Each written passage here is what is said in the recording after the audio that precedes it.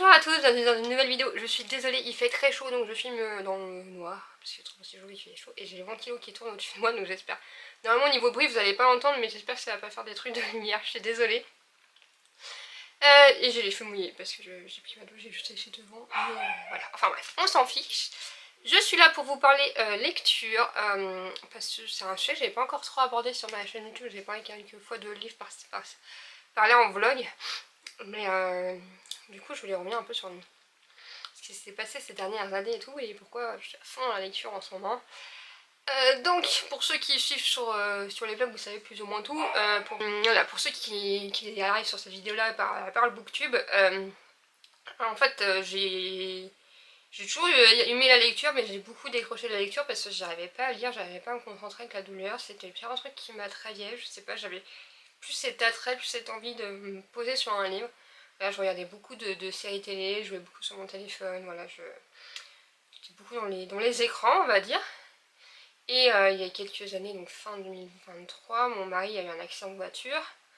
Après ça, je suis tombée enceinte, j'ai pas eu une grossesse facile. La naissance de ma fille, après, elle a fait de la néonate. Donc voilà, ça a été déjà un petit choc psychologique et tout, parce que bah, ça n'a pas été facile, les premiers mois de sa vie n'ont pas été faciles. Quand elle avait 5 mois, j'ai été hospitalisée 2 semaines parce que j'ai fait une pancréatite aiguë, sévère et grave. Voilà, c'était très chaud pour moi, je dormais en pleine nuit par les pompiers, enfin bref.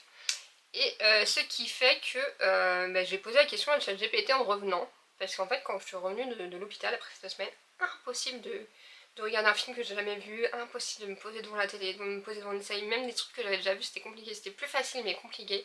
Je n'y arrivais pas, c'était impossible.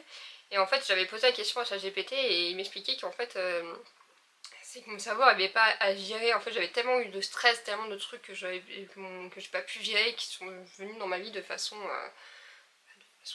accidentelle, quoi, soudaine, que mon cerveau avait trop peur en fait dans un film de gérer ce qui allait se passer. Et du coup, en fait, je me suis remise à la lecture. Bah, quand ma fille dormait pas la nuit au début, donc au début c'était des applications, je crois que c'était, je sais plus le nom, je vous mettrai le nom là.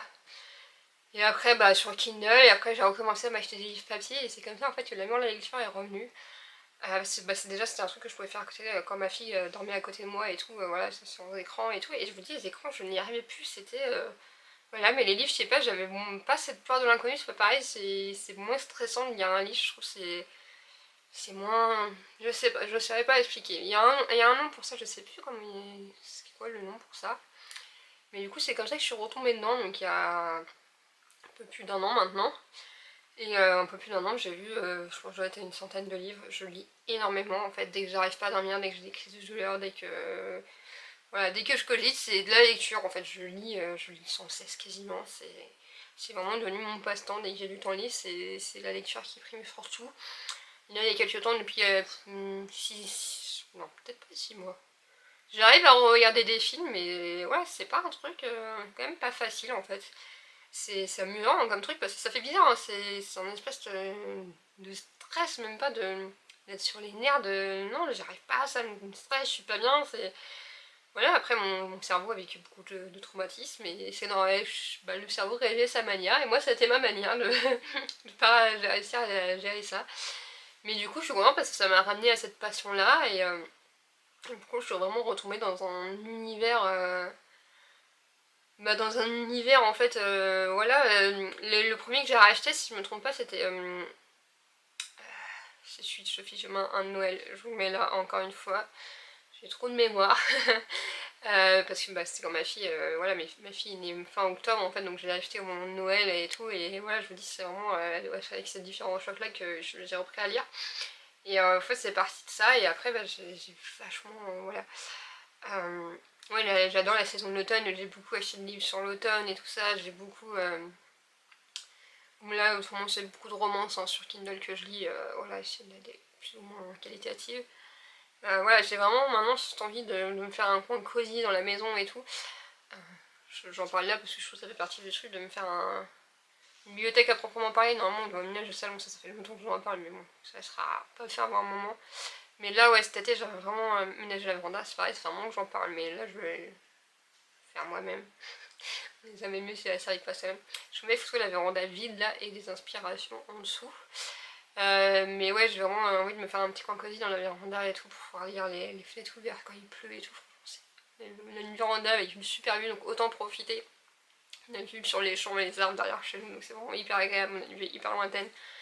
Donc voilà, franchement, j'ai vraiment envie de me faire un coin cosy où je peux me poser, où je peux me déconnecter, lire mes livres tranquillement.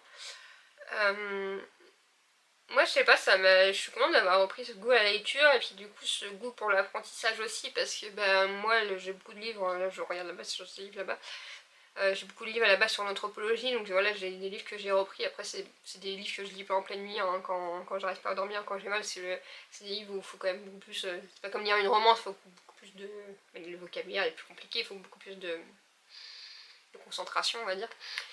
Mais ouais, franchement, voilà. Donc moi ça vous plairait que je vous fasse des chroniques des fois de mes lectures, des livres que j'ai lus dans la semaine et tout. Là, depuis le début de l'année sur Kindle, je suis à... Je sais plus exactement. Donc je suis pas au jour le jour non plus.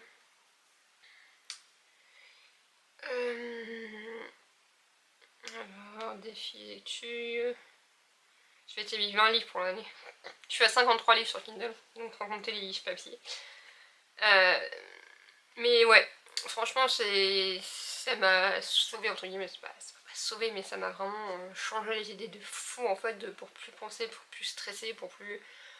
Voilà, le jour, j'ai fait un rendez-vous sur la santé douleur, elle me dit, vous avez marqué, vous étiez nerveuse, il y a tout un questionnaire à remplir, bah j'ai dit, bah ouais, avant je l'étais pas, ouais, j'étais pas nerveuse, et puis il s'est passé tout ça, et forcément, maintenant je suis plus nerveuse, en fait, il y a un moment donné, en fait, on est humain, et quand il se passe autant de choses dans la vie, si on parlait de la PMA avant ça, et tout ça, de tous ces trucs-là...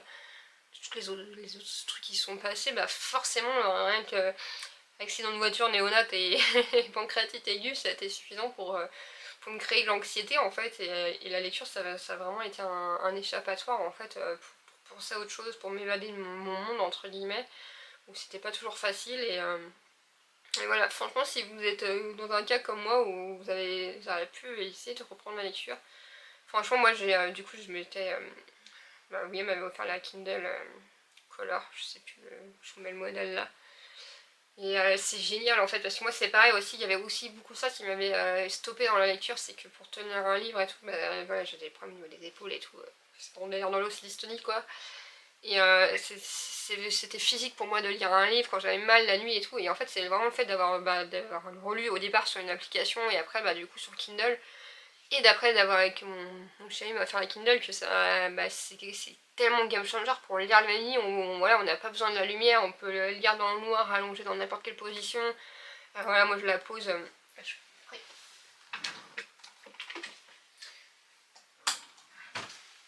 Voilà, donc j'ai une coque arc-en-ciel.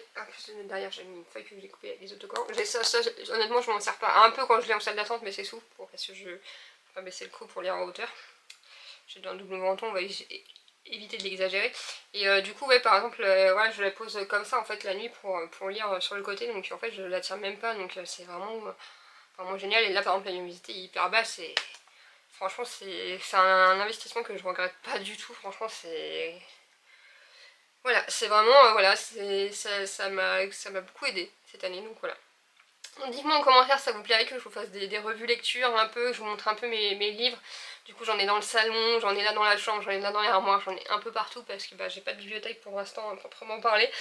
Voilà, ça viendra un peu plus tard, mais pour l'instant le budget est pas là. Et, et c'est vrai que c'est un sacré budget quand même les livres. Donc c'est vrai que l'abonnement Kindle, bah moi il est à 9 € par mois, mais William il me dit mais garde-le parce que de toute façon avec 50 livres lits depuis le début de l'année, si on compte les livres qui sont en moyenne au moins 15 € en, en librairie, je vous fais faire le calcul, il y a 15 fois 50, l'abonnement Kindle il est plus que rentabilisé à 9 € par mois. Après, voilà, il y a des ouvrages que je trouve beaux, que j'aime bien lire en version papier, voilà, des autrices aussi que j'ai envie de soutenir en version papier. Je vous avais parlé d'Adriana Critter, il y a Sophie Joumin, il y a Karen Ponte, voilà, des autrices que j'aime bien soutenir aussi en version papier ou qui sortent des beaux ouvrages. Ah d'ailleurs je vais vous faire ma wishlist rapidement. Il y a All Too Well de Melissa Belvin qui est trop beau et l'histoire a l'air vraiment top. Melissa Belvin j'avais adoré Enlève-moi, je l'ai là-bas. Et il y a un nouveau livre aussi de Twinkle Star, Twinkle Star, Twinkle Edition. J'avais eu des... Ouais, l'objet livre est magnifique. J'avais l'histoire, je la trouvais peut-être un peu téléfilm, on va dire. C'est peut-être méchant. Mais ça n'empêche que j'aimerais beaucoup avoir l'édition 2 de la version automne. Ça me dit quand même beaucoup. Après, c'est quand même 39 €. Après, il y a plein de goodies autour et tout. Je vous mets le truc là. Je vous mettrai les liens aussi en barre d'infos. Mais ça n'empêche qu'il me fait très envie quand même. Voilà, je vais vous laisser là parce que Joshua va pas tarder à rentrer de l'école. William, ça fait 2 fois qu'il essaie de m'appeler. Donc je vous laisse là et je vous dis à bientôt pour une nouvelle vidéo. Bye bye!